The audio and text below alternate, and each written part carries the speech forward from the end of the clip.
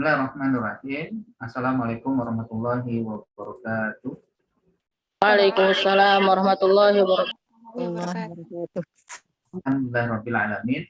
Alhamdulillahilladzi hadana li hadza wa ma kunna linahtadiya laula an hadana Allah. Wassalatu wassalamu ala nabiyil mursalin imamil muttaqin sayyidil qurril muhajjalin wa ala alihi wa ashabihi ajma'in. Amma ba'du. Subhanaka la ilma lana illa ma 'allamtana innaka antal alimul hakim. Rabbana zidna ilma warzuqna fahma. Allahumma anfa'na bima 'allamtana wa 'allimna ma yanfa'una warzuqna uluman tanfa'una. Akhwatil kiram, kita panjatkan puji syukur kehadirat Allah, rahmat hidayah dan inayah insyaallah senantiasa ya, mengiringi kehidupan kita semua, dan bahwa serta salam selalu kita sampaikan kepada pemimpin pada kita dan kita memberikan syafaat insyaallah kepada kita semua. Pada hari ini kita ikut merasakan nikmat Islam, nikmat iman, dan juga nikmat bisa belajar adalah karena jasa Rasulullah SAW yang telah menjalankan tugasnya menyampaikan risalah. Dan pada hari ini kita memasuki kegiatan kuliah di Sekolah Tinggi Ilmu Dakwah di Dirasat Islamiyah Hikmah KPI, Komunikasi Penyiaran Islam. Yang kan lalu seharusnya kita mulai, tapi karena ada tadium general kuliah secara umum yang disampaikan oleh para asatidz dari pimpinan. Dan alhamdulillah pada hari ini kesempatan kita untuk memulai per kelas ya. Insyaallah di semester 5 saya akan membersamai para mahasiswa sekalian yang gabungan ya dari A dan B yang jumlahnya lumayan banyak. Kalau di satu kelas tidak masuk ya, tapi karena menggunakan Zoom akhirnya bisa masuk ya. Saya terkumpul 65 orang. Kita belum pernah berjumpa ya, belum pernah. Sudah Ustaz. Udah ya? Sudah Ustaz. Pelajaran Siro. Pelajaran Siro. Oh Siro ya. Tapi untuk satu kelas aja kayaknya, yang kelas lain belum ya? Belum Ustaz. Sudah Ustaz.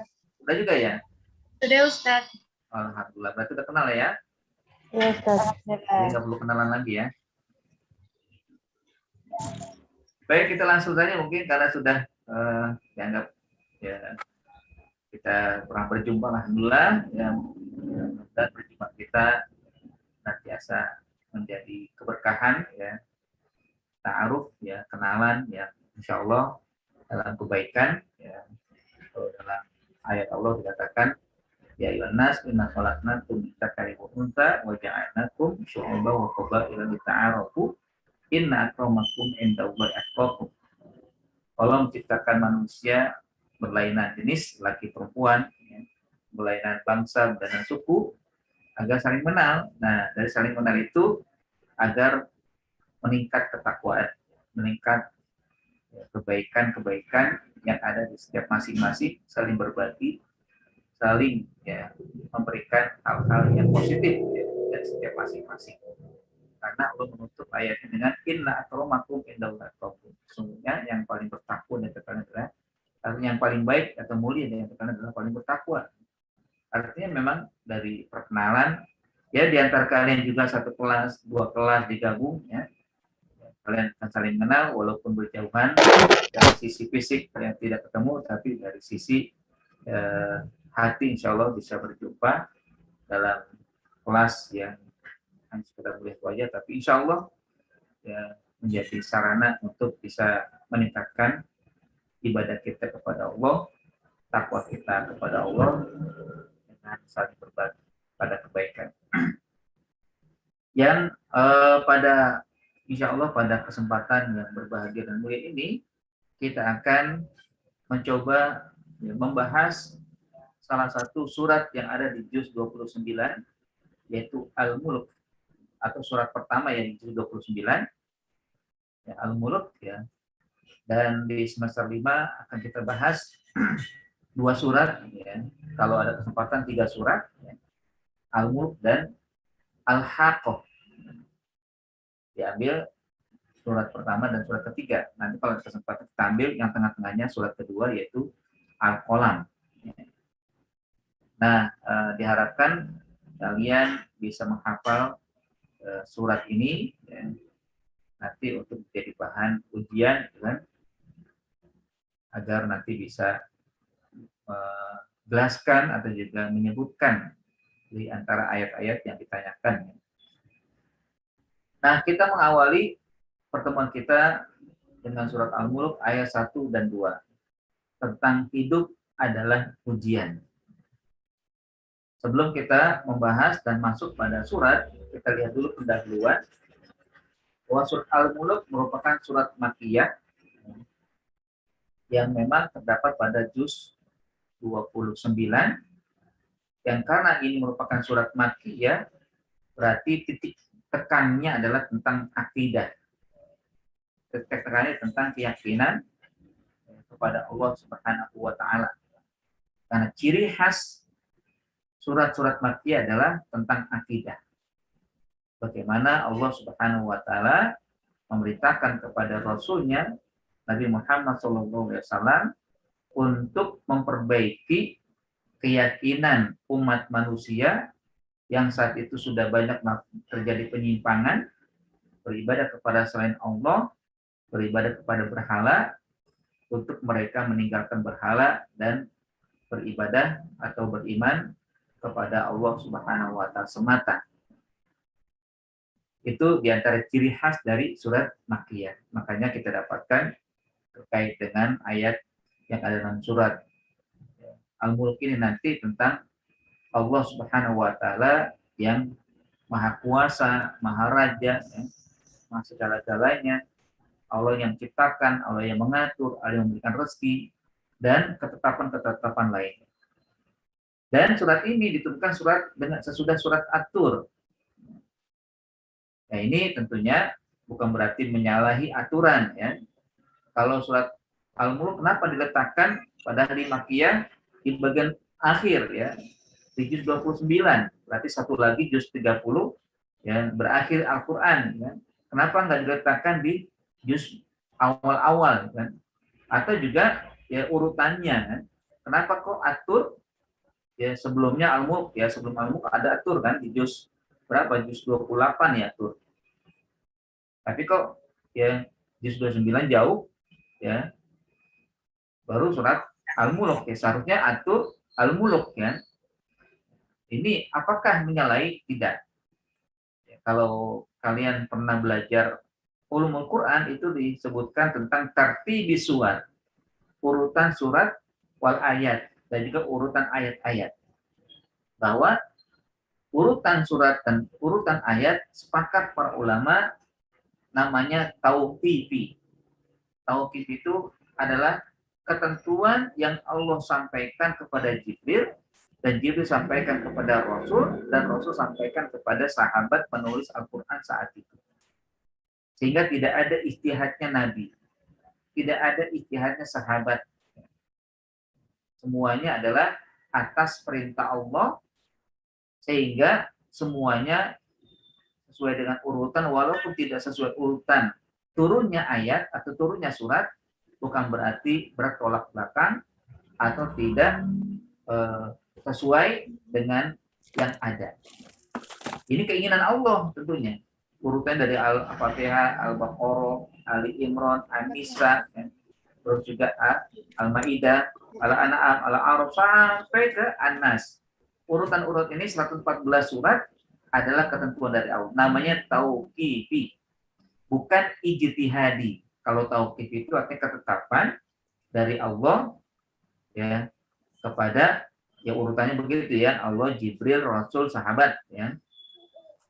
Bukan ijtihadi. Kalau ijtihadi bisa saja dikatakan atas usaha, pikiran, pendapat ya Nabi kepada sahabat, atau atas usaha, pikiran, pendapat sahabat kepada para penulis, atau dari sahabat kepada tabi'in. Nah, bukan itu. Semuanya adalah sesuai dengan ketetapan Allah Subhanahu wa Ta'ala. Jadi kalau ditanya kok kenapa nggak sesuai, berarti nggak ini dong, kan, nggak nggak beraturan kan, urut-urutnya apa, tentara urutnya bagaimana itu kan. Seharusnya kan ala-alaf dulu, ala-alaf al-mudasir, al-mudasir al-muzammil, terus al-qalam, terus begitu. Ini harus kita pahami bahwa semuanya sesuai dengan apa yang Allah tetapkan. Nah, selanjutnya juga bahwa nama surat ini diambil ya sesuai Al-Muluk ya, diambil dari kata Al-Muluk yang terdapat pada ayat pertama surat ini yang artinya kerajaan atau kekuasaan. Tabarakalladzi biyadihi al-mulk. Maha suci Allah yang di tangannya kerajaan, kekuasaan. Nah, surat ini juga dinamai dengan surat lain, ada nama lainnya yaitu Tabarok yang terdapat pada kata pertama yang artinya maha suci. Kadang kita dengar ya, kata pertama menjadi nama walaupun tidak masyhur. Ada juga yang masyhur. Atau juga ada yang mengalahkan nama yang diambil dari kata pertama sehingga menghilangkan atau membuat masyarakat nggak tahu kalau sebutkan nama aslinya. Contohnya apa? Lam yakun ya. Surat lam yakun. Karena masyarakat kadang mengetahuinya surat lam yakun, padahal surat nama aslinya adalah Al-Bayyinah. Atau yang sering lagi adalah kulhu ya. Coba sebutkan surat Al-Ikhlas, nggak tahu surat Al-Ikhlas apa ya? Taunya kulhu. Taunya kulhu doang ya. Padahal kulhu itu adalah ya nama lain dari surat Al-Ikhlas. Kalau surat Yasin jelas ya. Yasin ya Yasin, awal kata di situ. Toha awal surat di situ. Tapi ada yang lain yang bukan sebenarnya nama lainnya lah gitu yang lebih dikenal oleh masyarakat seperti itu sehingga nama aslinya tidak diketahui. Alam Taro, gitu kan? Alam Taro apa surat Alam Taro? Padahal di situ Al-Fil. Nah, dikenalnya Alam Taro. Adapun jumlah ayatnya surat Al-Mulk ada 30 ayat. Ayat. Yang mana ya, surat ini memiliki keutamaan. Ya. Setiap surat pasti ada kelebihannya atau keutamaannya ya. Nah, di antara keutamaan atau kelebihan surat ini dalam hadis Nabi SAW disebutkan suratun minal Qur'ani salasuna ayat tashfa'u li sahibiha hatta yughfara lahu tabarakalladzi biyadihil mulku. Suatu surat atau satu surat dalam Al-Quran yang terdiri dari 30 ayat, kata Nabi, pada hari kiamat akan memberi syafaat dengan izin Allah Ta'ala bagi orang yang selalu membacanya. Ya, bagi orang yang selalu membacanya. Di sahibihah, sahibihah itu sahibnya. Berarti sahib yang dekat, gitu kan? Artinya dia selalu membacanya. Dengan merenungkan artinya sehingga Allah mengampuni dosa-dosanya. Yaitu surat Al-Muluk yang disebutkan itu Tabarakalladzi biyadihil mulku. Wa fi riwayatin, dalam riwayat lain disebutkan fa akhrajathu minan nar wa adkhalathul jannah. Maka surat ini insya Allah akan memberikan dia ya, berupa dikeluarkan dari api neraka dan dimasukkan ke dalam surga. Loh, berarti apakah mungkin kita dimasukkan ke neraka dulu? Bisa jadi. Kita nggak tahu. Saya nggak bisa menjamin diri saya. Ya. Dan kita dia berharap masuk surga langsung. Ya. Tapi kalaulah mungkin, apakah karena dosa-dosa yang banyak kita lakukan, sehingga akhirnya tidak memungkinkan masuk surga langsung, ya. Tapi kita sering baca Al-Muluk, insya Allah menjadi sarana, ya. Sarana seperti yang disebutkan dalam hadis ini, akhrajathu minan nar wa adkhalathul jannah. Maka akan menjadi Al-Mulk ini pembela kita menjadi ya, sarana mengeluarkan diri yang seharusnya masuk neraka malah menjadi masuk surga. Kita nggak tahu. Makanya banyak-banyaklah berbuat baik, banyak-banyaklah berbuat yang sesuai syariat Allah. Kalau satu sisi nggak dapat, sisi lain akan dapat. Baca Quran juga banyak. Kalau satu sisi nggak dapat, Al-Quran lah yang membela. Begitu. Ya, kita harus terus banyak ya melakukan kebaikan-kebaikan ya. Karena pintu-pintu kebaikan banyak, pintu surga juga banyak. Kalau dalam pintu ini nggak masuk, tertutup, itu lain insya Allah akan terbuka. Itu terus yang kita ya usahakan. Jadi tidak terfokus pada satu sisi ya. Alhamdulillah saya cukup dengan kebaikan ini saja. Yang penting ikhlas ya. Betul memang ikhlas, harus ikhlas. Tapi ya, alangkah baiknya kita punya kesempatan-kesempatan yang disediakan kita lakukan untuk berbuat baik dan menjadi kesempatan yang besar potensinya untuk bisa mendapatkan ya surga Allah Subhanahu wa taala. Lalu juga yang terutama lain dari surat Al-Mulk ya, disebutkan dalam riwayat Ibnu Abbas. Beliau berkata, suatu hari ada seseorang menghampar jubahnya di atas tanah dan dia nggak tahu itu bahwa itu adalah tanah kuburan. Ya kalau di mungkin ya apa ke tanah tandus ya dulu ya dan kebiasaan ya kalau di Arab itu kan nggak ada tanda dan memang begitu seharusnya kuburan nggak perlu dikasih tanda seperti sekarang kalau di Indonesia atau mungkin agama lain ya pakai bangunan ya dibuat bangunan ya jadi kokoh atau tinggi ya. Memang menjadi tanda itu kuburan ya. Ya, kalau umat Islam Nabi sendiri mengatakan janganlah dibuat bangunan di atas kuburan ya. Cukup kasih tanda aja bahwa ini kuburan apa gundukan ya, atau karena yang lain ya. Nah dulu di sana ada ya kuburan yang rata sudah seakan tidak ada kuburan di situ sehingga orang menganggap itu tanah biasa lalu akhirnya dia membaca surat Al-Mulk di situ setelah menghampar ya jubahnya dia membaca Al-Mulk. Tapi saat tiba-tiba dalam riwayat disebutkan ada suara keras dia mendengar dari bawah tanah, lalu terdengar kata itu, inilah yang menyelamatkan aku. Jadi surat Al-Mulk itu dibaca, lalu ada kata-kata samar-samar atau keras ya yang mengatakan inilah yang menyelamatkan aku. Kemudian ketika itu diceritakan kepada Rasulullah SAW, lalu dia bersabda bahwa Al-Mulk Al-Munjiyah. Innaha Al-Munjiyah. Bahwa Al-Mulk adalah surat Al-Munjiyah penyelamat. Dapat menyelamatkan penghuni kubur dari azab kubur. Bukan hanya di surga dia mendapatkan masuk langsung atau dari neraka disebebaskan ya, tapi di alam kubur pun akan mendapatkan itu. Maka disarankan atau disunahkan untuk kita selalu baca ya Al-Mulk setiap hari kalau bisa. Al-Mulk baca setiap hari. Ya mungkin sebelum tidur kan 30 ayat. Nah, karenanya ya alhamdulillah kita punya kesempatan untuk membahas, mengkaji ya di kuliah ini ya mudah-mudahan bisa lebih menguatkan, lebih semangat lagi mengamalkan ya bacaan surat Al-Mulk yang akan menjadi penyelamat. Disebutkan dalam kitab Ad-Da'wat Ar-Rawan di halaman 279, 817, Al-Bihar ya 82 ya, 64, 92, 313 ya, dan selanjutnya. Kandungan surat Al-Mulk paling tidak ada 6 ya kandungan utama ya dalam surat Al-Mulk. Yang pertama, kematian dan kehidupan adalah ujian bagi manusia.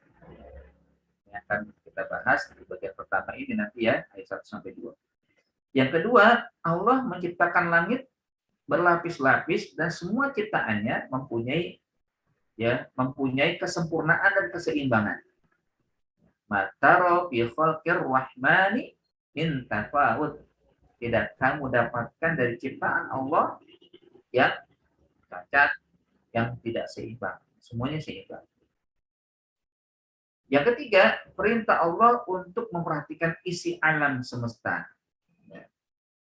Umar ji'il basara karrotaini yang qalib ilaikal basaru khasi'a wa huwa hasib.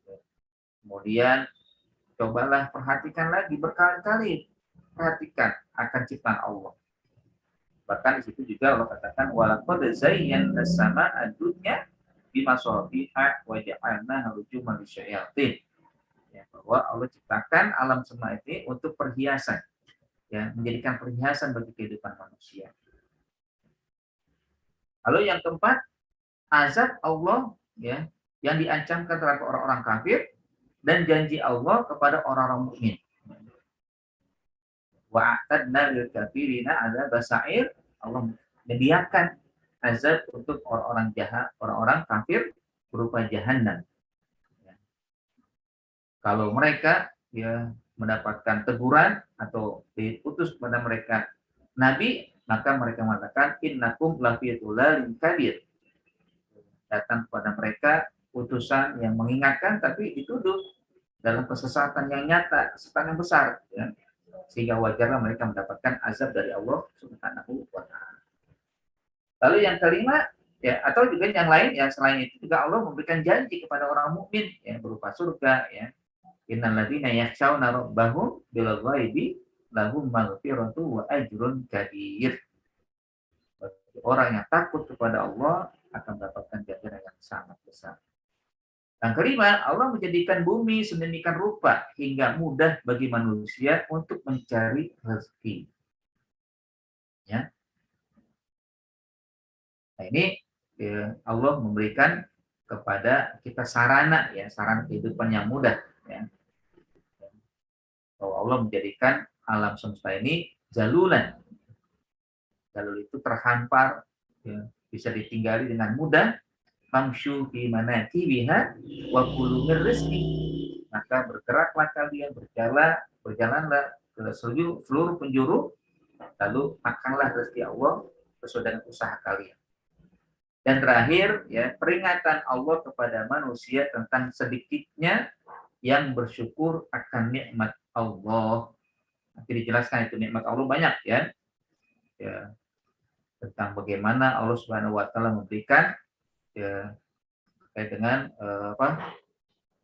rezeki, ya, atau juga pertolongan, ya, terhadap tentara-tentara yang mungkin, ya, akan merusak kehidupan, ya.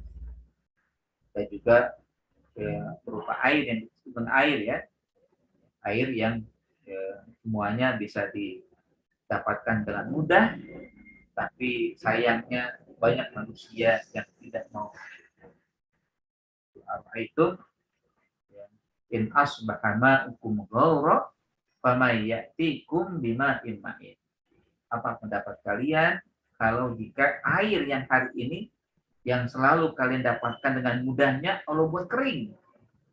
Kering, coba tiba-tiba kering air. Coba mau diapain kita? Nah, ini nanti akan kita dapatkan insya Allah bagian-bagian yang ada pada surat Al-Mulk ini, yang mudah-mudahan bisa menjadi manfaat bagi kita semua. Baik, alhamdulillah rahmatullah. Kita masuk pada bagian pertama, ya, surat Al-Mulk ayat 1 sampai ayat 2. Saya mohon salah satu dari kalian untuk membaca ayatnya, ya. Saya tunjuk, ya. Siapa ini? Ada Rizky Nabila.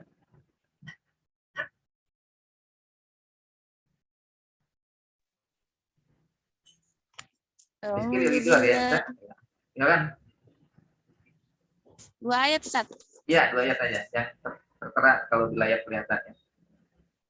A'udzu billahi minasyaitonir rajim. Bismillahirrahmanirrahim.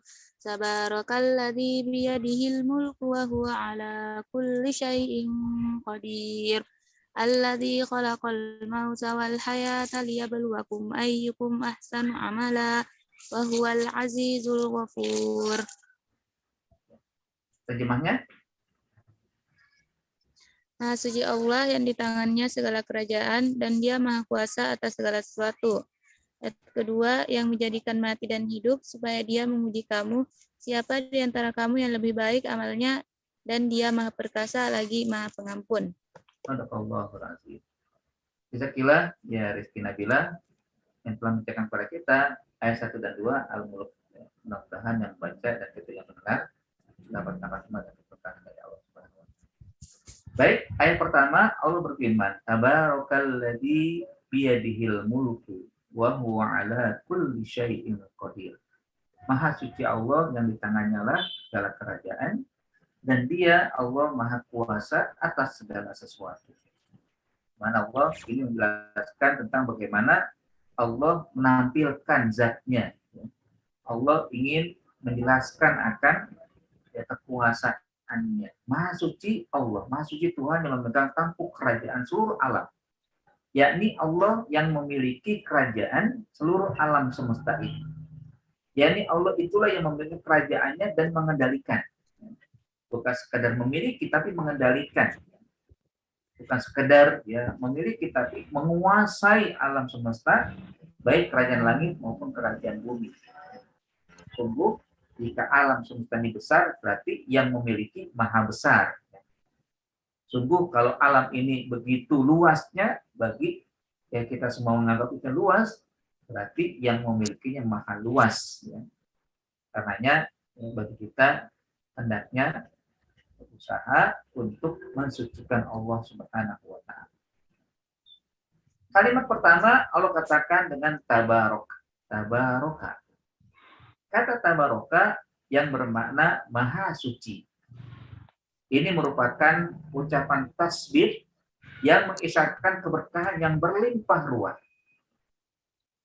Mungkin cara kebiasaan di tengah kita kan ada berkat ya. Berkat. Berkat itu artinya apa?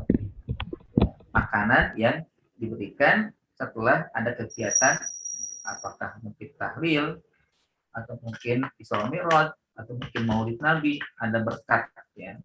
Artinya kebaikan yang diberikan oleh tuan rumah atau pelaksana kegiatan untuk yang hadir ya. Nah, itu cara zohirnya begitu, berkat ya.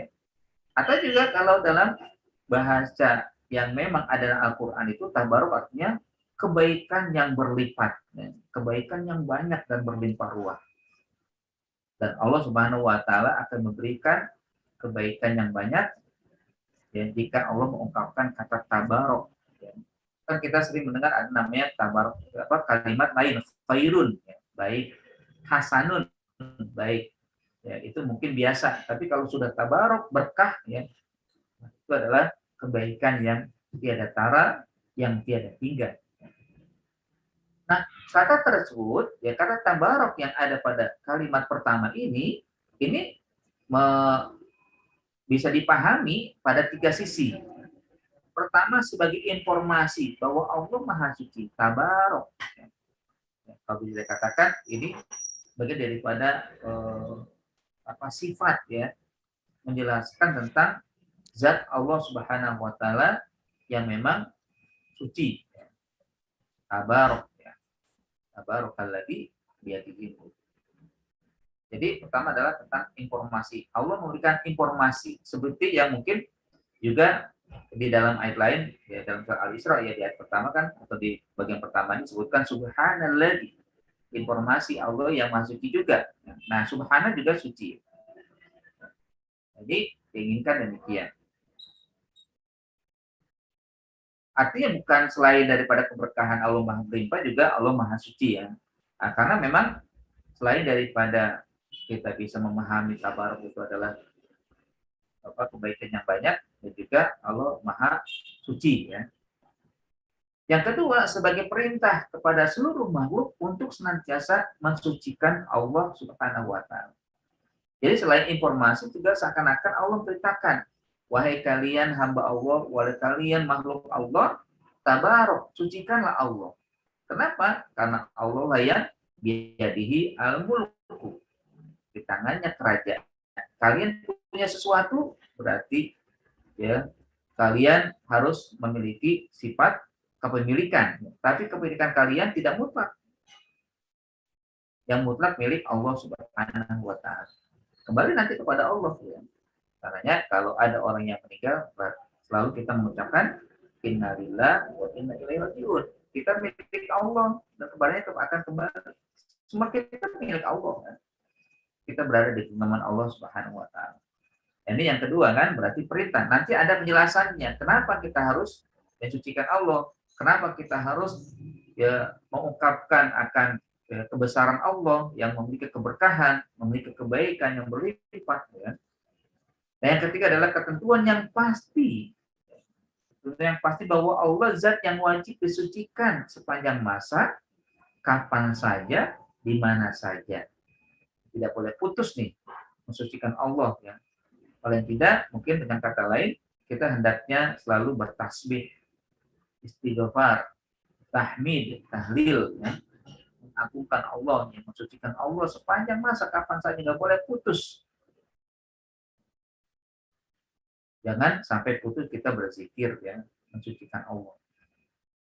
Ya kalau dalam kondisi apapun ya hendaknya kita puji Allah kan. Kan kadang kita hendaknya mensucikan Allah, kadang kita hendaknya mengucapkan alhamdulillah, kadang hendaknya kita mengucapkan Allahu Akbar, kadang hendaknya kita mengucapkan la ilaha illallah ya. Ini jadi satu kesatuan ya dalam ungkapan subhanallah walhamdulillah wala ilaha illallah wallahu akbar. Itulah zikir yang terbaik ya. Ada juga kita bisa menyebutkan dengan singkat subhanallah atau alhamdulillah. Katanya juga dengan tabarok. Artinya ini merupakan ketentuan yang pasti dari Allah Subhanahu wa taala yang kita sebagai hambanya wajib mensucikan Allah sepanjang masa, kapanpun dan dimana. Hatta ketika kita saat mendapatkan ujian dan cobaan. Seperti sekarang ya, kita dalam kondisi banyak fitnah, banyak ujian, ya, banyak hal-hal yang tidak sesuai dengan realita kehidupan ya beragama Islam. Maka jalan satu-satunya untuk menyelamatkan diri masing-masing adalah dengan bertasbih, berzikir, ya, mengucapkan kalimat-kalimat yang baik, ya, terutama memuji Allah Subhanahu wa taala. Satu kali sahabat bertanya kepada Rasul setelah Rasul menyampaikan bahwa kalian nanti di masa suatu saat nanti akan terjadi banyak fitnah. Setiap orang tidak akan bisa selamat dari fitnah itu. Lalu sahabat bertanya, kalau bagaimana kalau terjadi di masa saat kami berada di situ ya Rasul? Apa yang bisa menyelamatkan kami? Maka Nabi mengatakan, la yazalu lisanuka rubban bizikrillah. Jadi kata Nabi, la yazalu lisanuka rubban bizikrillah. Agar kamu bisa selamat dari fitnah, agar kamu bisa selamat dari sebagai musibah yang mungkin akan ya, menimpa kalian, maka selalulah lisanmu basah dengan berzikir kepada Allah. Lisan ini jangan sampai kering ya.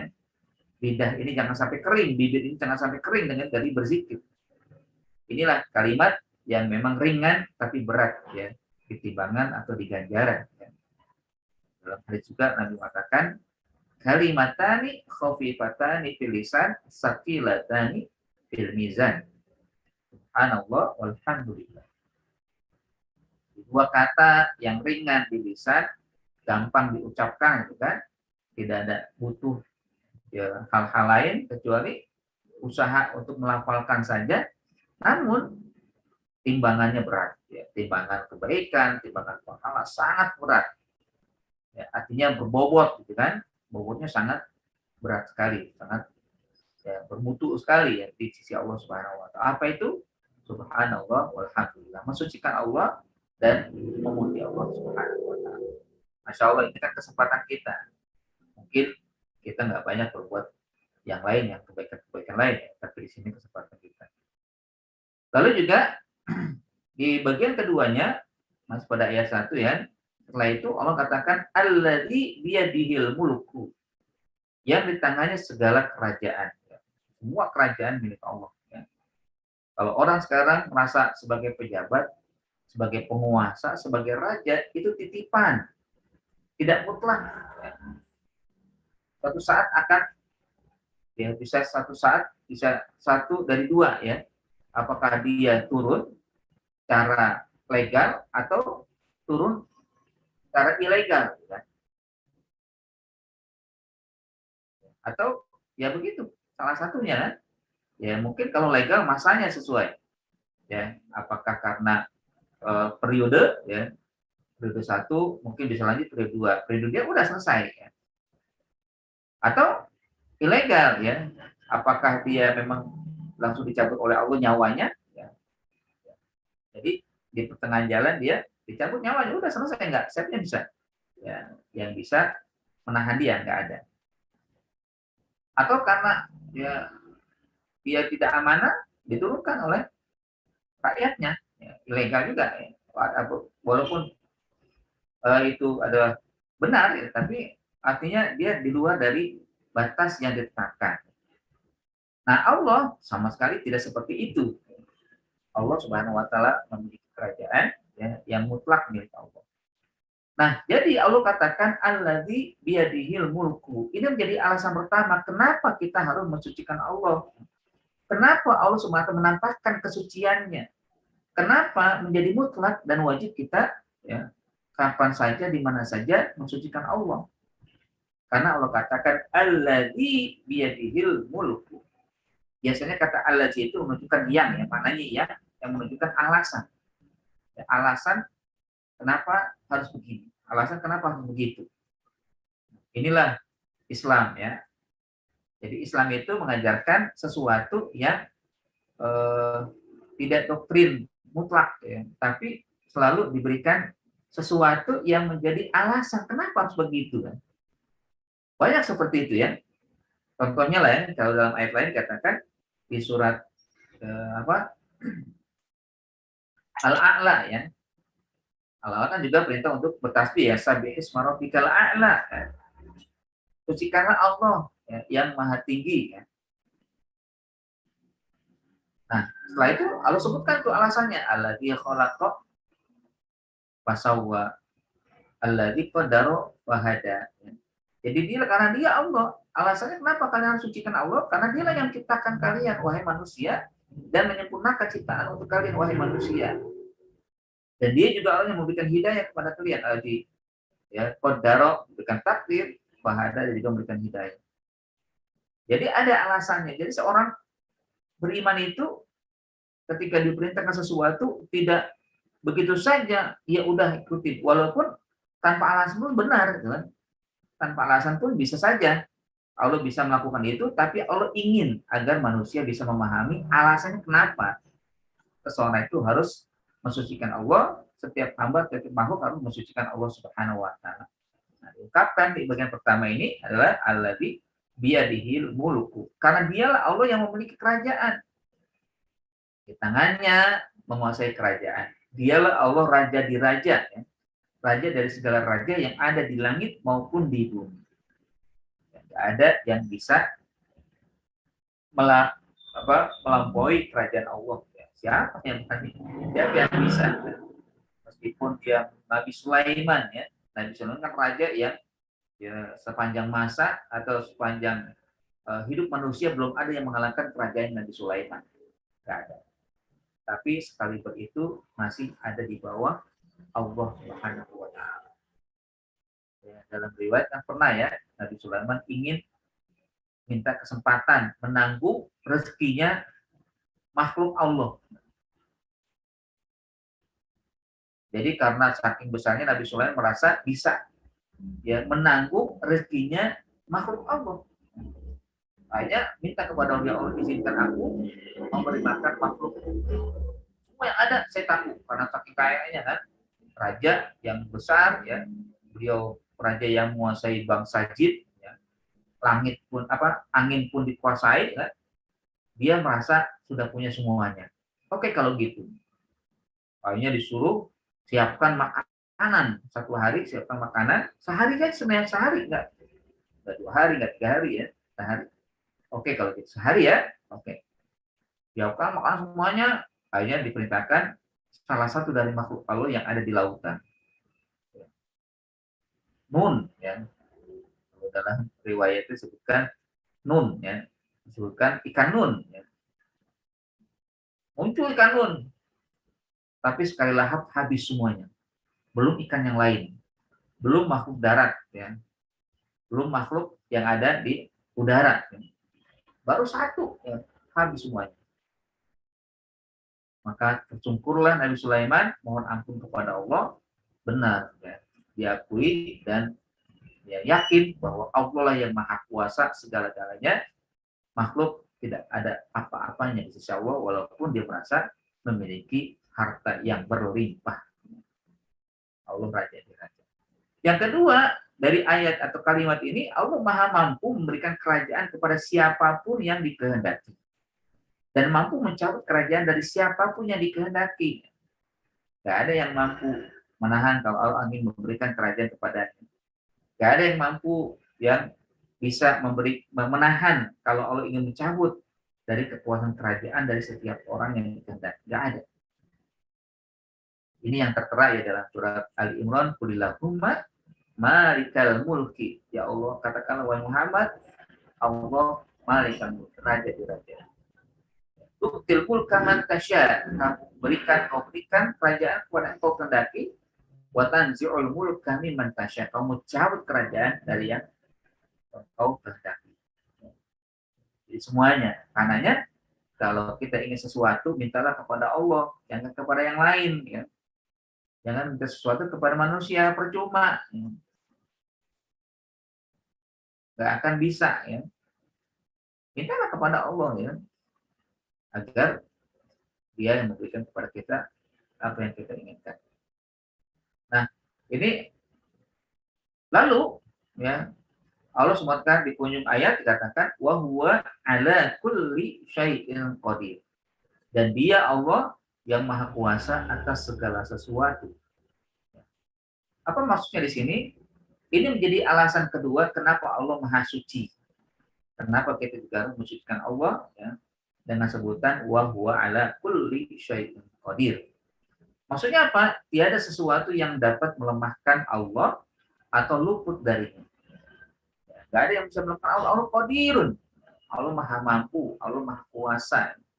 Toh kalimat yang pertama saja sudah menyebutkan demikian, apalagi yang kedua ini, ya, yang ini itu sudah jelas, apalagi tahu dengan wa huwa ala kulli syai'in qadir. Dan dari sisi lain gak ada yang luput dari Allah. Allah qadirun, Allah mengetahui siapa saja yang ada di muka bumi. Ya. Gak ada yang bisa bersembunyi. Allah Maha mengetahui. Ya, itu.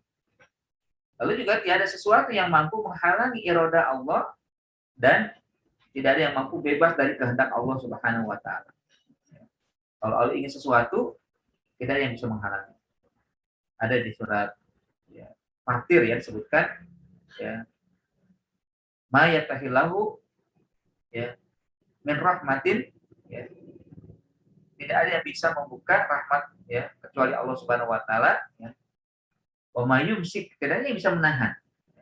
Jadi kalau ingin Allah memberikan kepada si fulan atau fulanah, atau di antara kalian yang Allah berikan, oh si fulanah ini mendapatkan hari ini rezeki, nggak ada yang bisa mampu menahannya, nggak ada yang bisa mampu menghalanginya kalau Allah sudah berkehendak. Tapi sebaliknya juga nggak ada yang mampu bisa memberikan kalau Allah yang menahannya. Mau diapain gitu kan? Ya, begitu juga dengan misalkan, ya, kerajaan atau juga kedudukan, jabatan, kekuasaan. Allah sebenarnya berkehendak yang iroda Allah Subhanahu wa Ta'ala mutlak, ya. Dan juga yang ketiga, Dia menetapkan segala sesuatu yang diinginkan. Ya, qadir itu menetapkan, ya. Qadir itu adalah menetapkan, ya, kehendaknya bagi semua manusia atau semua makhluknya. Ya, si fulan hari ini dapat rezeki, si fulan hari ini tidak dapat, si fulan hari ini bisa berbuat baik, si fulan hari ini bisa bekerja dengan mudahnya, dan sebagainya. Itu akan didapatkan dari keinginan Allah, ketetapannya sudah jelas, ya. Artinya memang ketetapan Allah sudah berbaku, ya, baku sampai yaumil akhir, tidak ada yang berubah kecuali atas kehendak Allah Subhanahu wa Ta'ala. Lalu juga yang keempat, dari kalimat wa huwa ala kulli syai'in qadir, semua makhluk bergantung kepada Allah. Kita semua bergantung kepada Allah.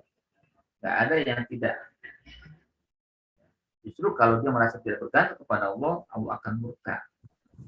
Berarti sombong dia kepada Allah.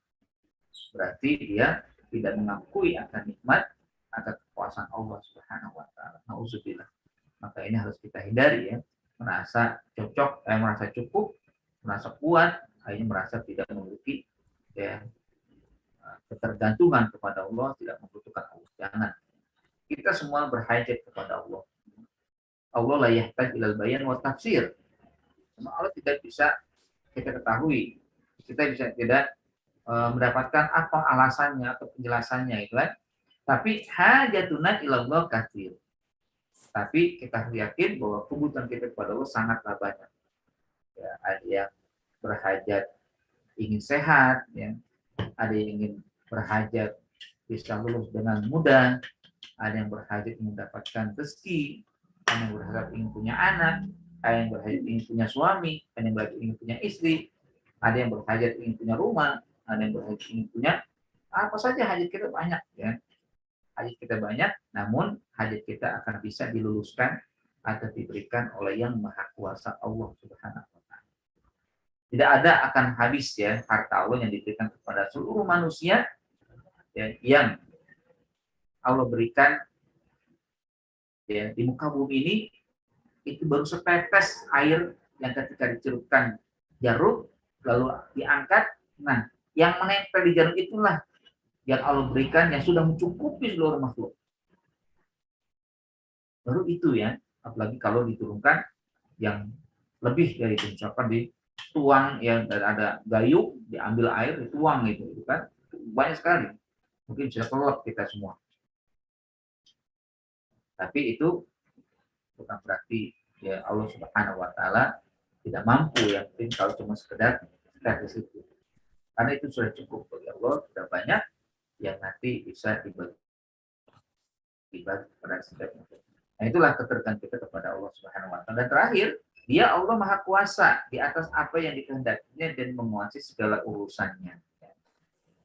Allah kuasa. Kan ada orang yang merasa penguasa tapi tidak bisa menguasai semuanya kan. Kadang dia punya kekuasaan di sini tapi tempat lain nggak bisa. Jika ada orang, ya kalau di sini kan dia penguasa di Indonesia, tapi di negara lain nggak berkuasa. Atau di negara lain berkuasa tapi di Indonesia nggak berkuasa. Atau dia berkuasa di provinsi Jakarta tapi di provinsi lain nggak berkuasa karena terbatas kita. Tapi kalau Allah semuanya gitu kan, bumi yang luas ini, bumi yang luas ini semuanya dikuasai oleh Allah Subhanahu wa Ta'ala, tidak ada yang lepas dari kuasa Allah. Lalu ya, kita masuk pada ayat keduanya di mana Allah katakan alladzi khalaqal mauta wal hayata liyabluwakum ayyukum ahsanu amala. Dia adalah Allah yang khalaq, menciptakan mati dan hidup, al mauta wal hayat, supaya dia menguji kamu, dia luakum, wahai kalian manusia, diuji. Ayyukum, siapa di antara kamu, ahsanu, yang terbaik amalnya, amalan. Wa huwal azizul ghafur, Allah Maha Perkasa dan Maha Pengampun. Kok mapan tahu Bu, di atas sudah bersih semua Bu. Ya. Nah, itu adalah ayat kedua yang nanti menjelaskan juga sebagai alasan sebenarnya, alasan ketiganya ya. Alasan ketiga kenapa Allah Maha Suci. Kenapa kita juga mensucikan Allah dan berwajib kita untuk selalu sepanjang masa dan di mana saja kita mensucikan Allah. Pertama, bahwa kekuasaan Allah dan iroda Allah yang mutlak mampu menciptakan kematian dan kehidupan. Kalau kita nggak mampu melakukan ini, mungkin bisa saja mematikan orang ya dengan cara yang tidak baik, kan, dibunuh atau membunuh kan, tapi menghidupkan tidak bisa. Tapi Allah Subhanahu Wa Ta'ala yang Maha Kuasa yang sudah sebutkan tadi awal, ya, jadi mulku wa huwa ala kulli syai'in qadir. Yang ketiganya adalah alladzi khalaqal mauta wal hayat. Kenapa kita mensucikan Allah? Karena dialah yang membuat kita hidup, yang awalnya mati. Kita awalnya nggak ada apa-apanya. Siapa sih kita pernah minta nggak? Kita pernah pesan enggak? Siapa yang pesan kita? Siapa? Apa karena kita memang begini?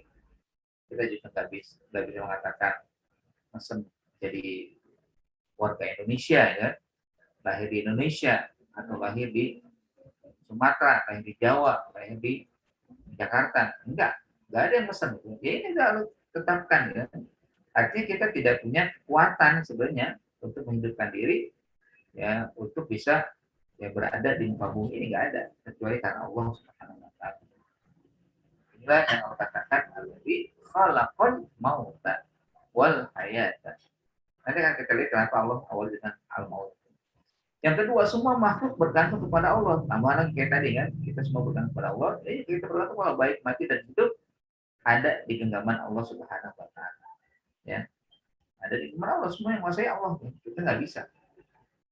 Jadi mutlak kita bergantung kepada Allah tentang ya, hak kita untuk hidup. Ya, juga nanti mungkin ya, mati, ya. Atau mungkin kita keluar dari kematian, ya, lalu hidup kembali. Yang ketiga, ketentuan hidup dan mati adalah hak prerogatif Allah Subhanahu wa Ta'ala. Kalau ada mengklaim saya bisa mematikan orang dengan cara yang tidak benar, maka dia akan berdosa. Walaupun nanti kalau misalkan ada orang yang ingin membunuh orang lain, ya, lalu katakan tidak ada yang bisa mematikan saya kecuali Allah. Nah, ini diuji. Udah kalau gitu aku bunuh kamu. Silakan.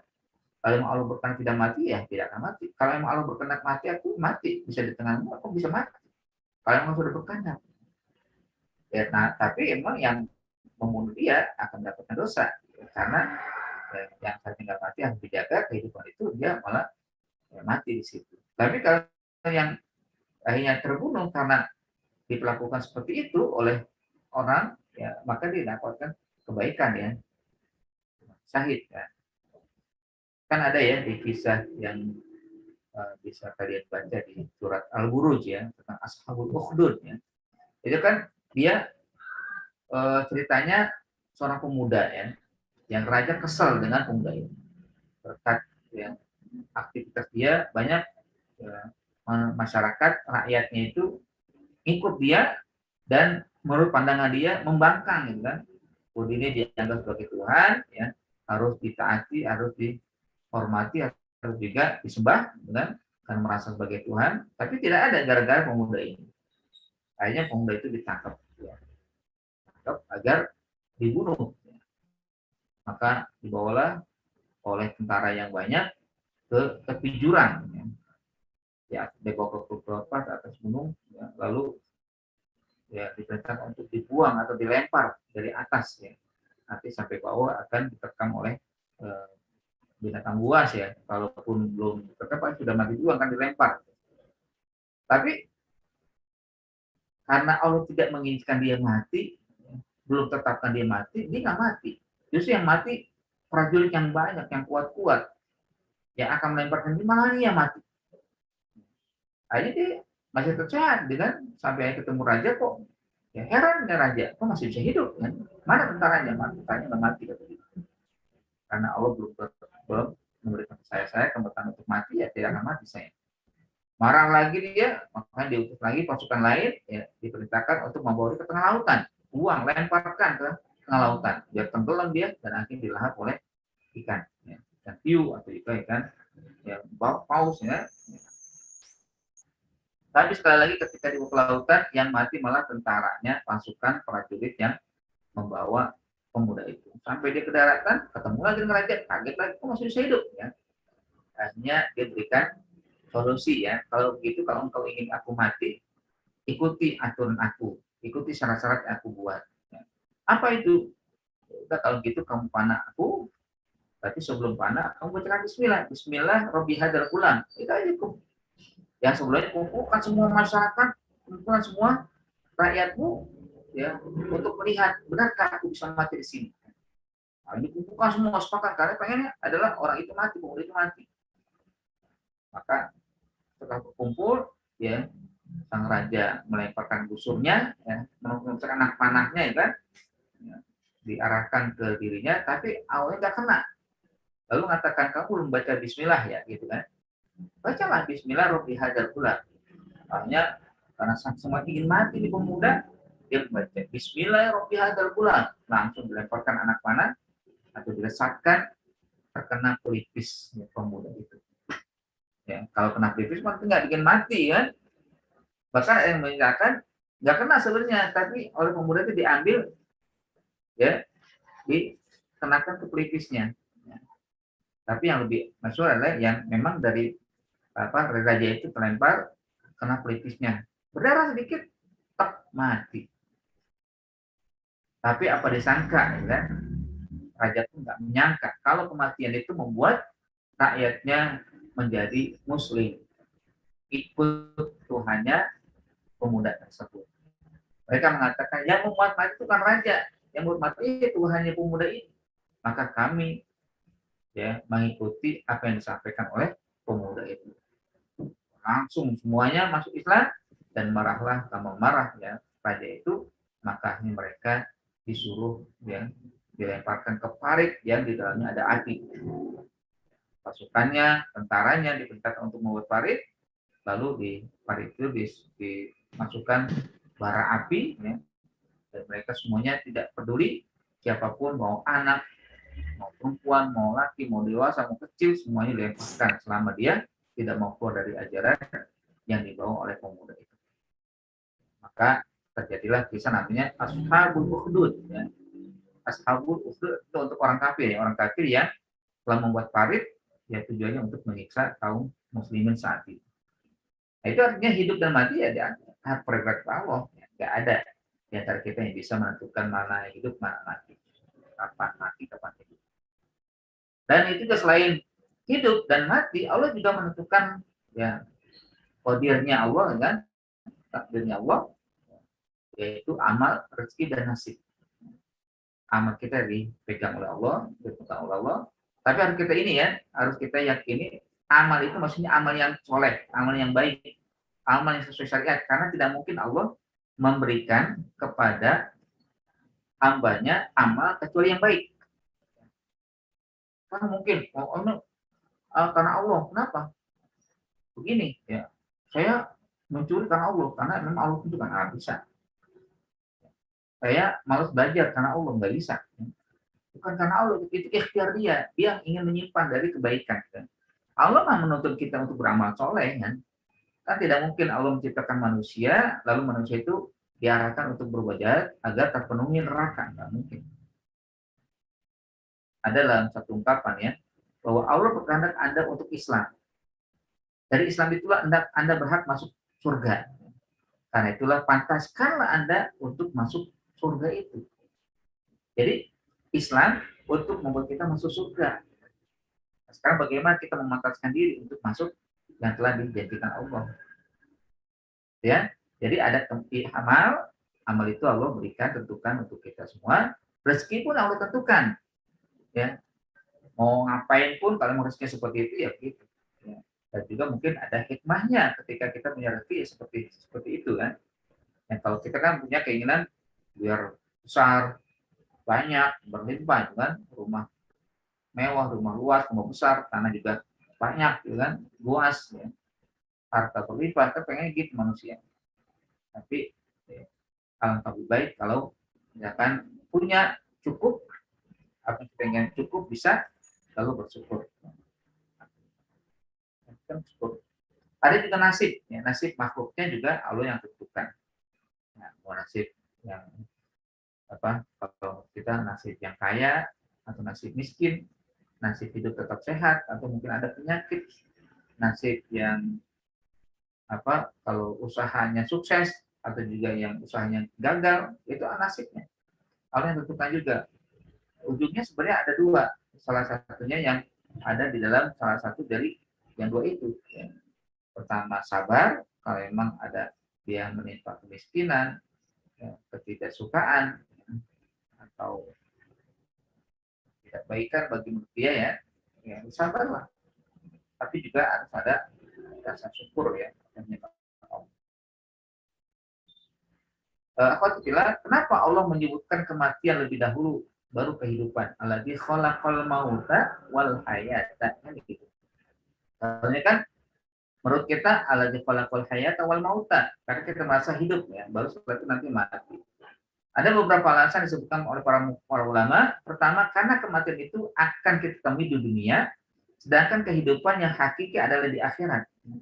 Kita kan melihat ya, kalau sekarang banyak ya, karena COVID, kita melihat setiap hari ya orang yang meninggal.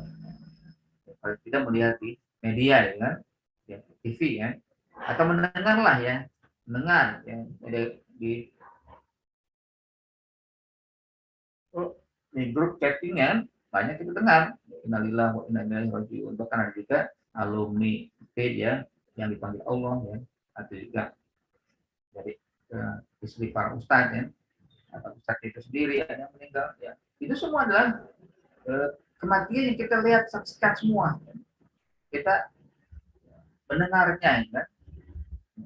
Nah itu yang memang kita dapati. Sementara kehidupan yang sekarang kita mengalami hidup ya tentunya Allah yang memberikan, berarti harusnya hidup dulu baru mati.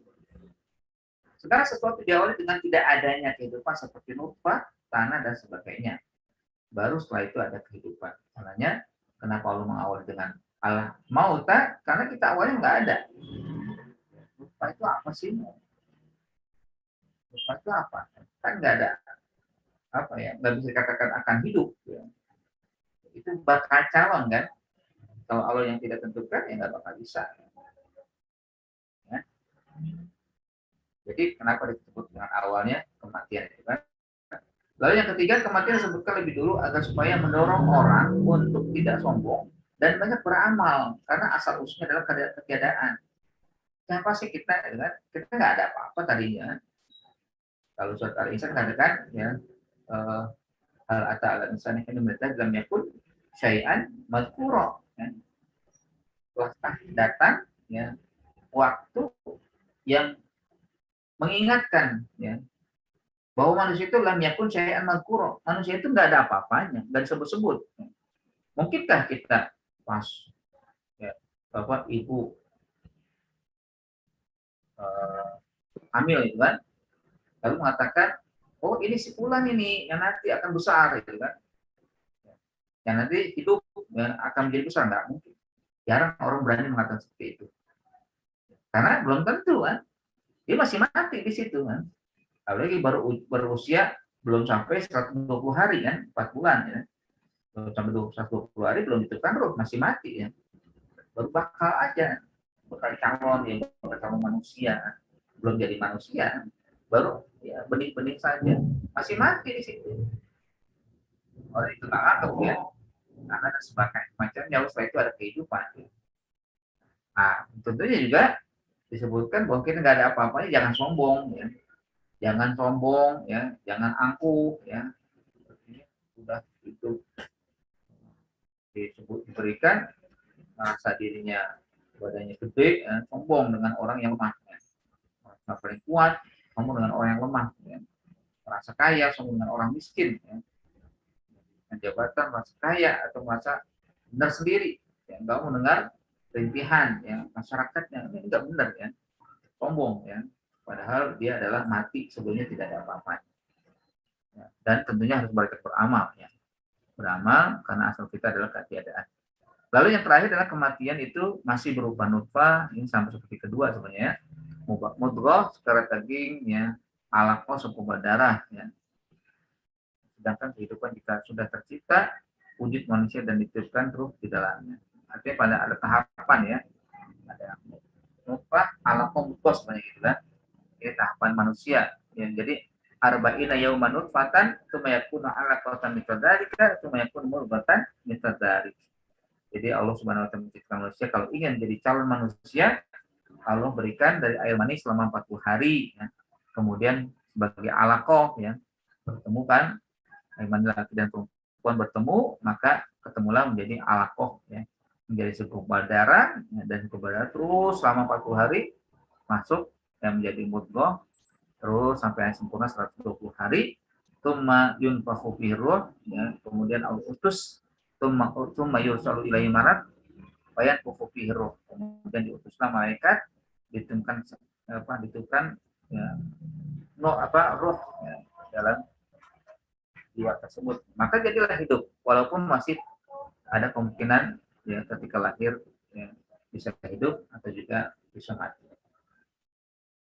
Jadi kenapa Allah Subhanahu wa taala mengawali dengan allati khalaqal mauta. Maut adalah makhluk. Nah, jadi kalau di dalam ayat ini disebutkan allati khalaqal mauta. Khalaq itu menciptakan. Artinya yang semua diciptakan oleh Allah adalah makhluk. Ibnu Katsir mengatakan bahwa dari ayat ini menunjukkan kalau maut atau mati adalah sesuatu yang ada dan dia adalah makhluk. Siapa yang berani bantah, ya, kalau maut mati itu bukan makhluk? Padahal Allah katakan alladzi khalaqa, dialah yang menciptakan. Berarti menciptakan, yang diciptakan apa? Makhluk, ya. Mati ya makhluk, ya, walaupun tidak kelihatan, ya. Maut adalah makhluk karena ia diciptakan walaupun tidak nampak bagi kita, perkara gaib, ya. Seorang mukmin adalah seorang yang beriman pada perkara yang gaib. Kita harus beriman walaupun nggak lihat, ya. Kita nggak pernah lihat orang mati, nggak pernah bagaimana nyawanya terbang, kan? Nah, ya kita tahunya kematian sudah jelas di hadapan kita. Tapi kita harus beriman kepada yang berupa kematian, dia kapan datangnya tidak disangka-sangka, ya, tidak diundang tiba-tiba datang. Kalau emang sudah berkehendak, yang kita itu menjadi pecut bagi kita bagaimana mempersiapkan diri untuk menghadapi kematian. Mati dan hidup adalah kehendak Allah, ya, kehendak manusia, ya, bukan kita ingin, ya. Atau Bali mengatakan bahwa Allah akan memberikan siapapun dan apa saja. Begitu pula ia akan memberi kehidupan pada siapa saja dan apa saja hingga waktu yang ditentukan. Jadi jelas ya, tentang kehidupan dan kematian yang sudah ditentukan Allah, siapa saja bisa mengisi, siapa saja bisa ya menggunakannya, ya. Tapi bagaimana di sini Allah ingatkan, ya, dengan Allah menciptakan kehidupan, ya, bahwa kita harus sadar, ya, siapa saja, kapan saja kita bisa mati, dan siapa saja dan kapan saja juga orang bukan nasib baik sesuai kehendak Allah. Ini mati dan hidup adalah kehendak Allah Subhanahu Wa Taala. Dunia hanyalah kehidupan sementara, gitu kan? Dari Ibnu Abbas, kematian akan ditemui di surga, sedangkan kehidupan hakiki adalah di akhirat. Ya, kematian di dunia, ya, surga di dunia, ya. Jadi ini kita kematian di dunia, ya, nanti akan kita hadapi. Ya, sekarang kita punya kesempatan untuk hidup, mari kita gunakan sebaik-baiknya. Kalau nanti suatu saat datang kematian, kita sudah siap dengan bekal yang banyak. Qatadah mengatakan Allah memang menentukan adanya kematian dan kehidupan di dunia. Namun Allah menjadikan dunia ini sebagai negeri kehidupan yang pasti akan binasa. Sedangkan Allah menjadikan negeri akhirat sebagai negeri balasan dan akan kekal abadi. Jadi jangan menggebu-gebu di dunia. Boleh menggebu tapi jangan lupakan akhirat. Boleh menggebu jangan lupakan tugas sebagai hamba Allah, beribadah, tak ada patuh. Nah. Kalau hanya dunia dikejar, dunia, mayudin akhirat. Ada yang memang cuma ingin di dunia saja, ada yang bukan akhirat saja. Ya. Nah, bagi siapa yang ingin dunia saja, ya dapat tidak di dunia saja. Sayang kan akhirat yang selama ini kita akan rasakan itu tidak mendapatkan kebaikan, ya.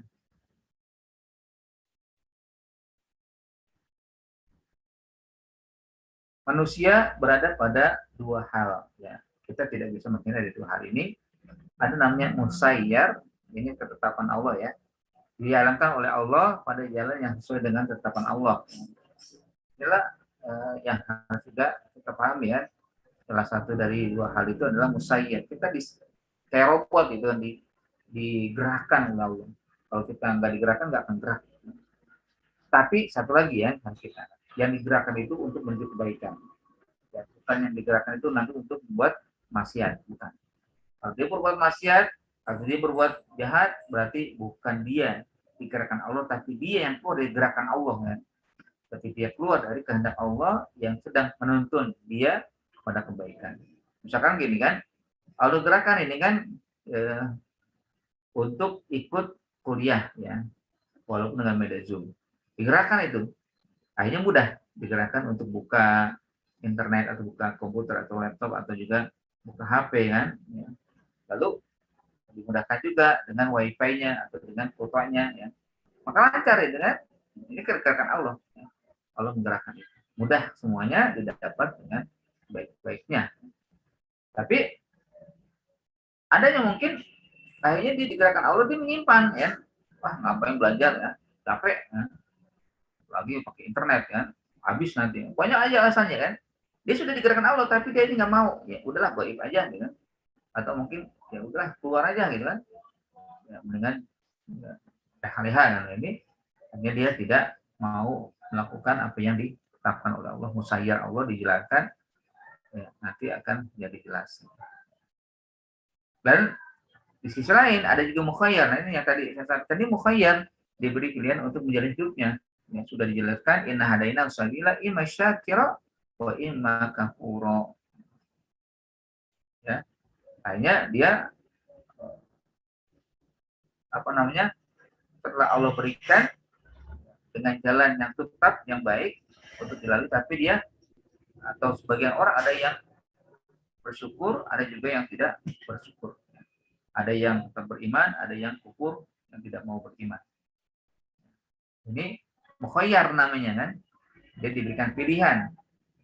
Kalau dia mengambil yang baik, berarti Allah sudah kirim daripada kebaikan. Artinya dia tetap berhusnuzon, dia juga tetap berbaik sangka kepada Allah. Lalu apa yang diberikan dia senantiasa menjadikan untuk kehidupan kepada Allah. Hadaina sabila, kami telah tunjukkan jalan yang lurus. Jadi ada yang syukur, ada yang kufur. Yang syukur, yang dia mau menerima kondisi, lalu berterima kasih kepada Allah, atau juga menerima kondisi tapi dia senantiasa menampakkan kebaikan ya, atau wajah yang gembira. Wa in makafur, ada juga yang kufur ya, yang kufur itu artinya tidak mau bersyukur ya, tidak mau beribadah kepada Allah ya, atau juga beragama selain Islam ya. Juga yang lain-lain. Nah, supaya Allah menguji kamu, siapa di antara kamu yang lebih baik amalnya. Liyabluwakum ayyukum ahsanu amala. Beberapa tafsir mengenai siapakah yang lebih baik amalnya ya. Jadi ini menarik juga ungkapan ayyukum ahsanu amala. Pertama, siapakah yang paling baik amalannya di antara kita, dan nanti masing-masing di antara kita akan dibalas ya. Ayyukum ahsanu amala, ya siapa yang terbaik kan. Nanti akan mendapatkan balasan masing-masing. Ada yang kedua, siapakah yang paling banyak mengingat kematian dan paling takut dengan, karena di awal alladzi khalaqal mauta. Nah, di sini liyabluwakum ayyukum ahsanu amala, ya, bahwa dia sibuk ya dengan apa yang dia lakukan ya. Tapi dia lebih banyak mengingat kematian dan takut kepada kematian. Walaupun takut itu bukan berarti takut untuk menghindar, tapi takut kalau bekalnya belum banyak. Lalu yang ketiga ya, siapa yang paling gesit dalam melakukan ketaatan dan paling warok, liyabluwakum ayyukum ahsanu amala, yang berarti yang paling gesit siapa dalam ketaatan dan paling warok ya, berhati-hati dari perkara yang haram. Yang keempat, ini yang paling banyak dipakai atau yang paling banyak dipahami, yang paling ikhlas. Siapakah ayyukum ahsanu amala itu adalah siapa yang paling ikhlas dan paling benar amalannya. Sesuai dengan pemahaman Abdullah bin Iyas ya.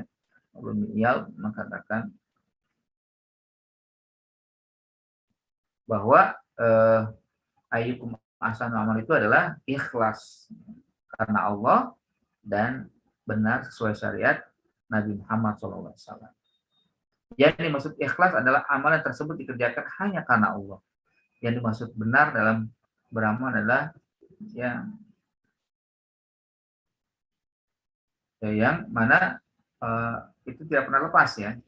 Orang ikhlas tapi tidak sesuai syariat, nggak benar juga. Ikhlas, saya ikhlas, tapi nggak sesuai dengan apa yang diajarkan oleh Nabi. Atau dia sesuai dengan ajaran Nabi tapi nggak ikhlas, akan ditolak oleh Allah. Jadi duanya harus ya, terakumulasi, dua saja kalau syaratnya, ya, ikhlas dan sesuai syariat. Ayyukum ahsanu amala akan sehat kembali ya. Nah, yang terakhir adalah siapa yang lebih zuhud dan lebih menjauhi ya, kesenangan dunia. Inilah pendapat Hasan al-Basri. Alhamdulillah rahmatullah. Lalu juga kita lihat ya, syarat diterimanya ibadah bukan hanya niat yang ikhlas. Ya. Ini yang disampaikan oleh Iyad tadi ya, saya sampaikan. Tapi lebih menguatkan ya, dia bilang ayyukum ahsanu amala adalah dia supaya kamu mengaji.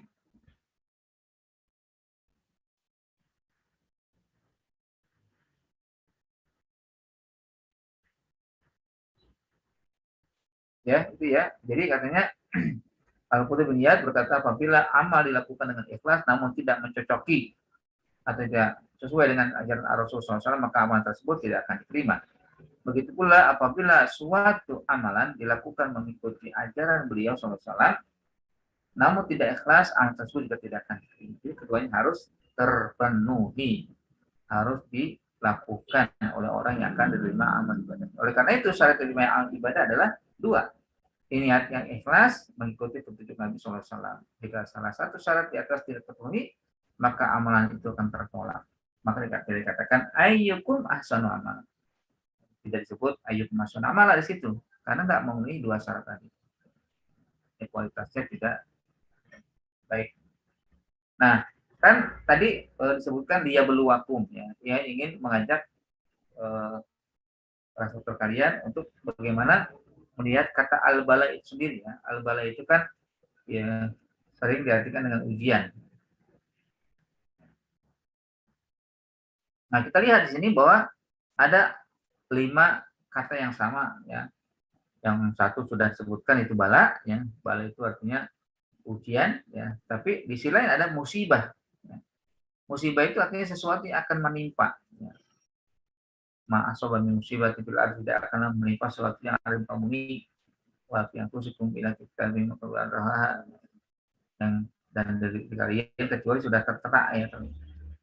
Ya, kalau musibah itu sudah tertera tentunya. Kita di kondisi pandemi, ya, sudah sekian tahun, sudah hampir 2 tahun yang masuk, ya, tapi tidak selesai. Ya. Ini karena memang Allah sedang, walaupun di sisi lain kita tidak merasa nyaman, itu kan. Dan yang kedua fitnah. Ya, fitnah itu maksudnya adalah gemblengan dan penempaan, ya. Gemblengan, penempaan. Kalau kita difitnah, kita sedang digembleng oleh Allah sebenarnya. Kita sedang ditempa untuk menjadi orang yang terbaik. Ya, jadi fitnah itu gembleng seperti emas, ya. Emas itu kan kalau ditemukan dari perut bumi kan, itu kan nggak bisa langsung mahal, ya. Udah kita langsung serahkan ke tukang emas, ya, biar dia dipajang gitu, nggak akan laku kan. Belum dipoles, ya, belum digembleng, hanya diambil lagi, digembleng dulu, dibakar, dipukul, ya, dipola, itu kan, akhirnya menjadi cincin, ada yang gelang, ada yang kalung, ya. Sekali, ya, teliti sekali, ya. Dan yang ketiga juga imtihan. Imtihan biasanya di kelas nih, penyiaran dan saksi kelas, kan. Kalau kita belajar, kalian belajar kan nanti ada, ini baru awal semester, nanti ya pertengahan semester ada ujian, itu imtihan kan sebutnya. Misalnya imtihan, nanti seleksi, yang disaring, diseleksi. Siapa yang belajarnya giat, belajar rajin, belajarnya yang paham, ya. Kelihatan di situ dengan saringan dan seleksi dengan bentuknya imtihan. Kita sedang seleksi oleh Allah, sedang dijaring oleh Allah. Kira-kira dalam ujian pandemi ini kita bersabar nggak? Kita eksiskan dengan ibadah dan sebagainya. Sedang seleksi. Dan terakhir adalah ikhtibar. Ikhtibar artinya pemberian pengalaman dan pelajaran, ya. Kalau orang sedang kena ujian, berarti Allah sedang memberikan dia pengalaman hidup. Kalau orang diberikan musibah, berarti dia sedang diberikan pelajaran hidup, ya. Nah, mengenai hal tersebut, ujian Allah bisa berlaku pada siapa saja dalam bentuk apa saja. Ya, bentuknya mungkin bisa jadi baik atau buruk, bisa jadi senang atau sedih, bisa jadi sehat atau sakit, bisa dikaya atau miskin dan sebagainya. Ini adalah tentunya kalau Allah berikan ujian agar kita punya, ya, pengalaman, ya. Tentunya ujian itu adalah sesuatu yang perintahkan, ya. Dan tentunya selanjutnya Allah Subhanahu wa taala, ya, tidak menuntut kuantitas amal, namun kualitasnya. Jadi pada ayat ini, liyabluwakum ayyukum ahsanu amala. Dalam ayat ini supaya Allah menguji kamu siapa di antara kamu yang lebih baik amalnya. Di situ tidak dikatakan siapakah yang paling banyak amalnya, namun dikatakan siapakah yang paling baik amalnya. Jadi dikatakan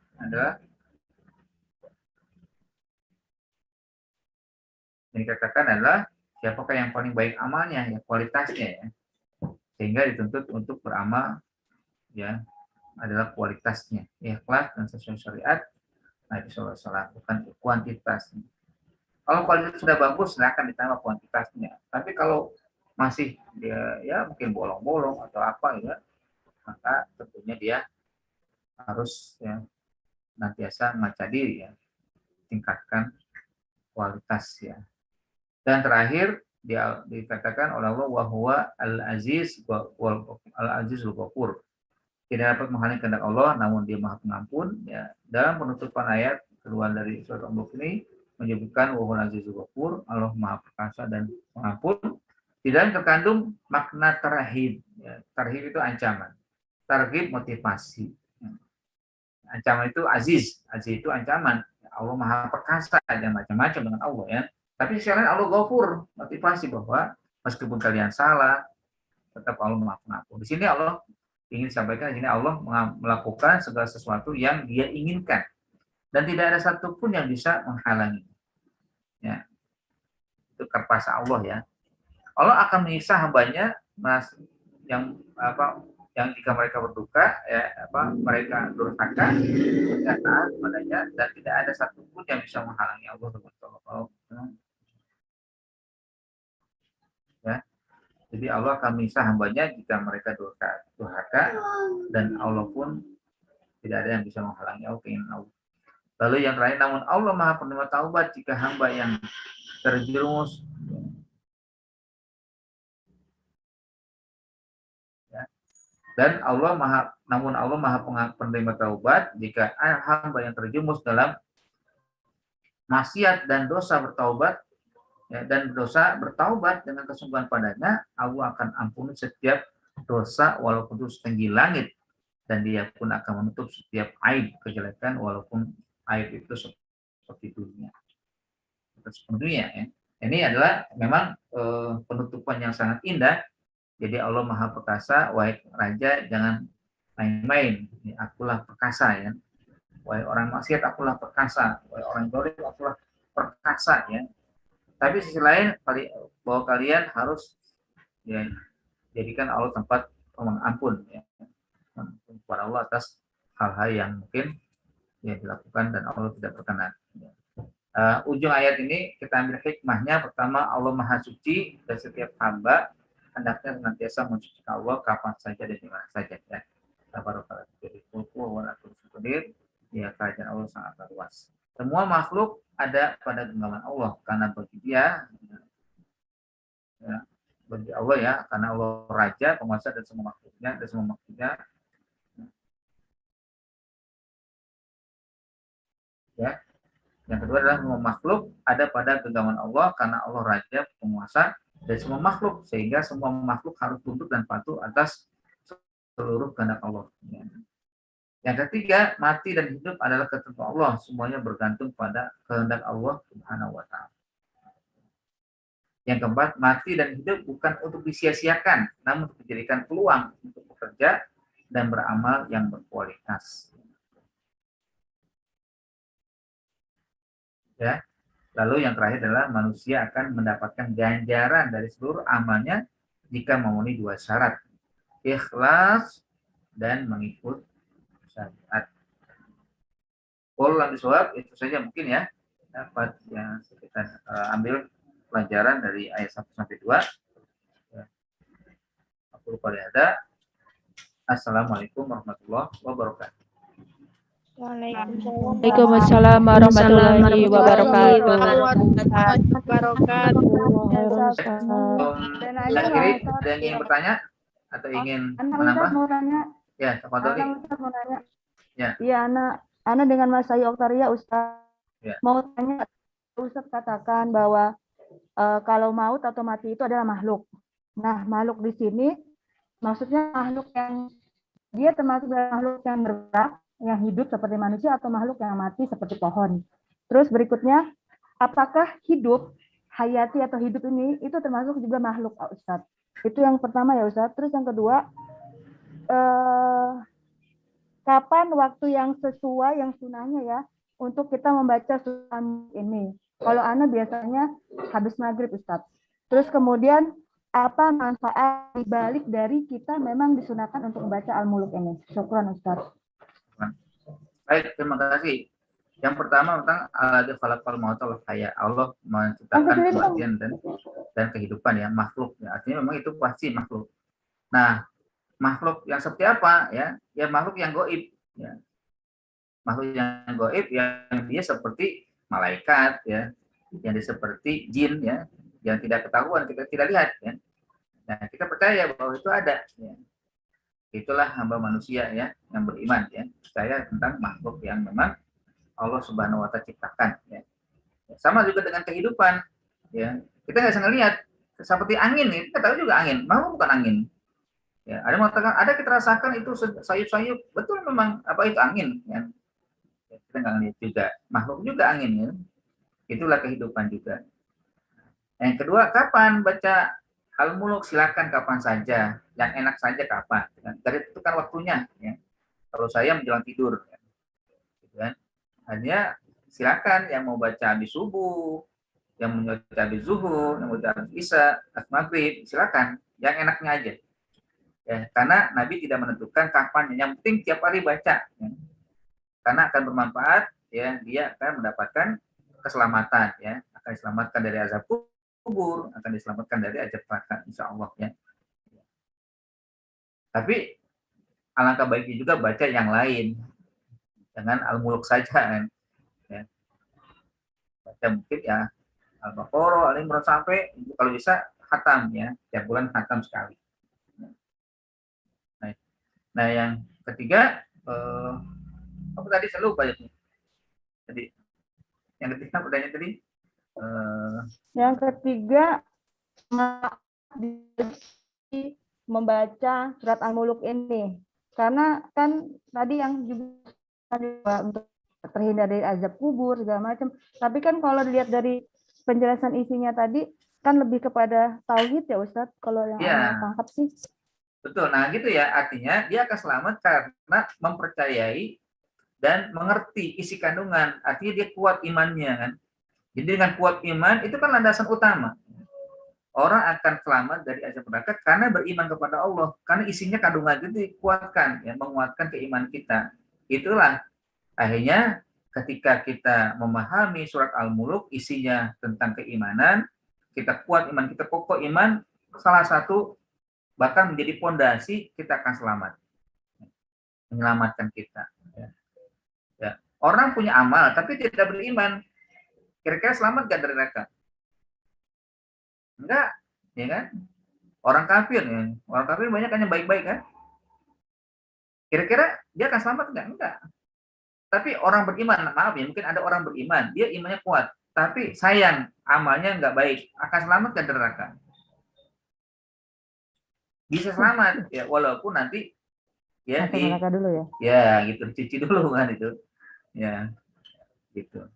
Karena dia punya tiket masuk surga ada itu kan apa Miftahul Jannah apa? Miftahul Jannah la ilaha illallah itu. Ya kunci surga itu ya la ilaha illallah ya. Kalau kita sudah mencapai la ilaha illallah, insya Allah kita punya tiket atau punya kuncinya, ya kunci surga. Ya walaupun ya tidak seperti kita dapatkan seperti al-asyrul mubasyirin bil jannah kan 10 ya, orang yang dijamin masuk surga langsung ya, tanpa hisab kan. Ya, atau juga nanti ada 7.000 ya, 7.000 orang yang dimasukkan Allah tanpa hisab kan.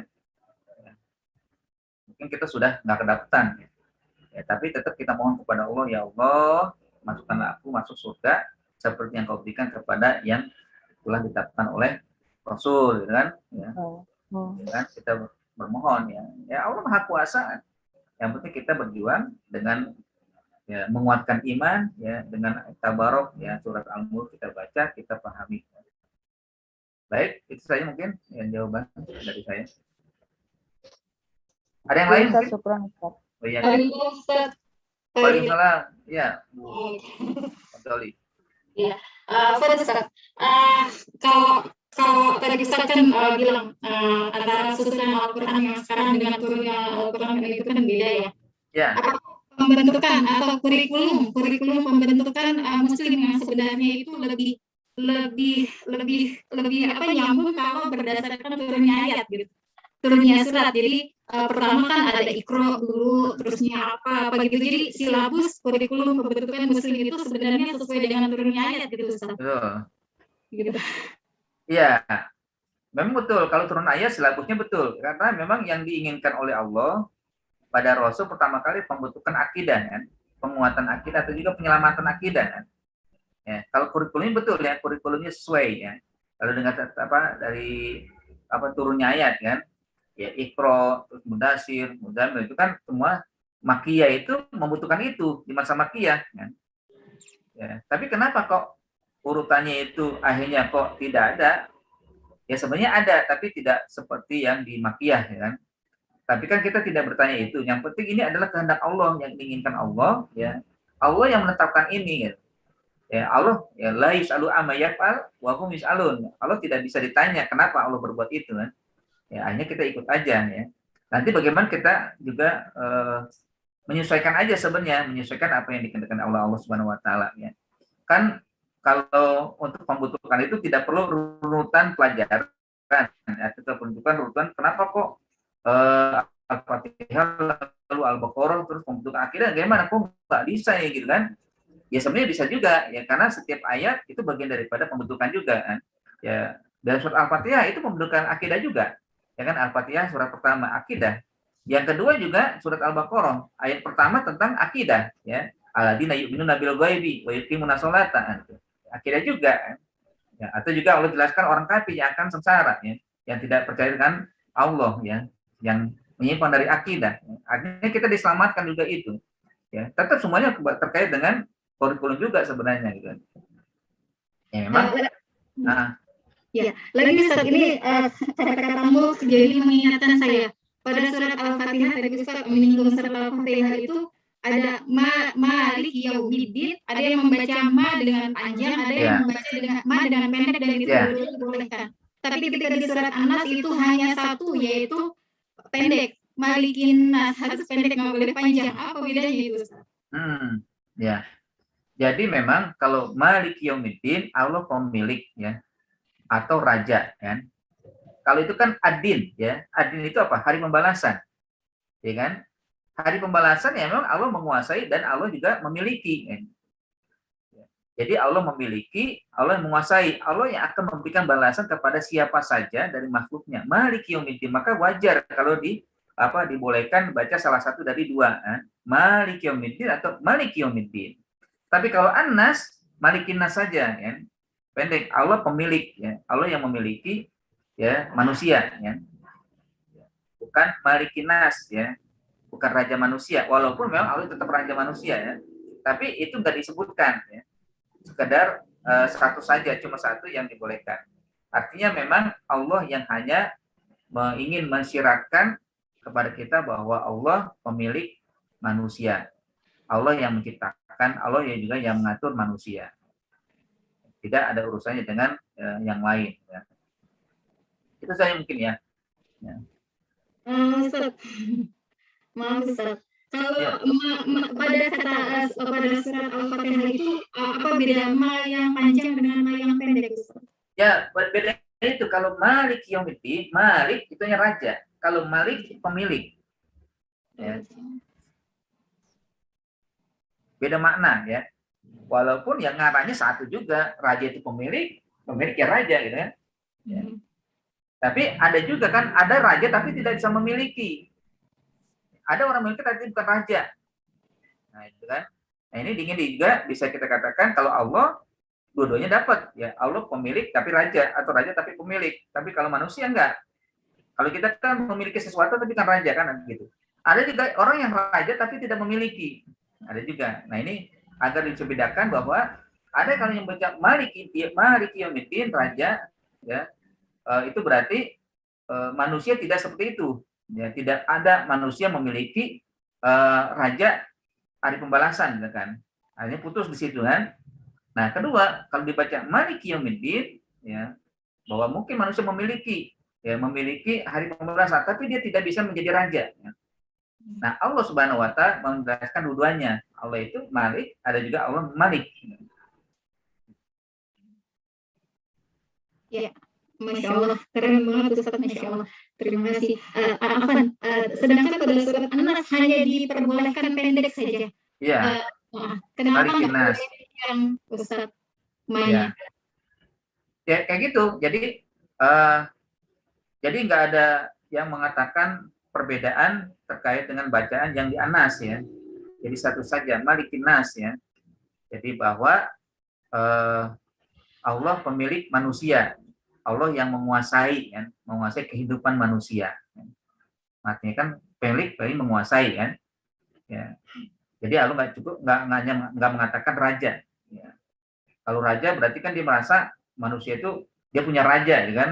Ya. Walaupun memang tetap kita punya raja yaitu Allah ya. Tapi Allah tidak jelaskan di situ kan. Allah tidak ingin berdebat di situ kan itu. Ya, tidak ada perdebatan di masalah An-Nas ya kan. Cukup Allah ingin menjelaskan Malikin Nas ya. Ya, Malik itu kan arti pemilik ya. Ya. Allah yang memiliki manusia, kehidupan manusia dimiliki oleh Allah. Itu saja mungkin ya.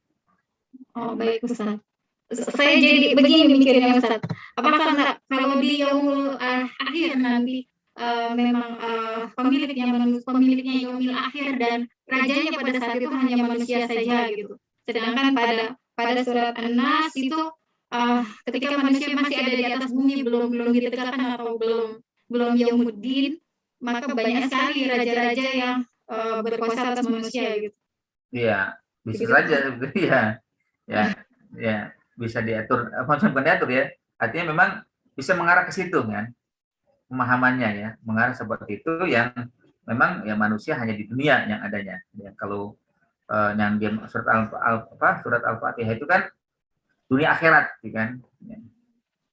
Makanya kalau kita bisa mendalami surat Al-Fatihah juga bagus juga itu kan. Bagaimana kita bisa mengerti tentang hidup ini orientasinya akhirat ketika kita baca Maliki Yaumiddin. Baik. Jazakumullah khairan. Ada yang lain mungkin? Cukup ya, karena waktu sudah pukul 14.45, kalian juga akan masuk di sesi kedua ya.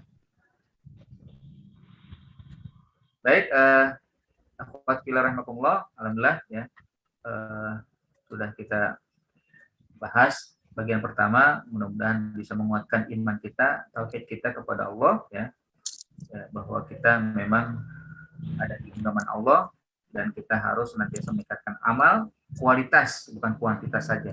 Kualitas juga cukup boleh, kuantitas tapi jangan sampai hilang kualitas ya. Ayyukum ahsanu amalan. Terima kasih ala kulli hal ya. Mohon maaf atas segala kekurangan. Aku lupa lihada. Kita akhiri dengan doa kafarul majlis. Subhanakallahumma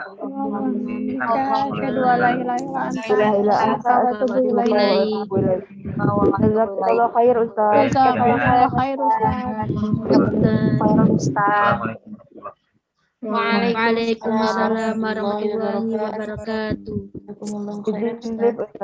Pokoknya mohon dikirim absen ya masing-masing ya.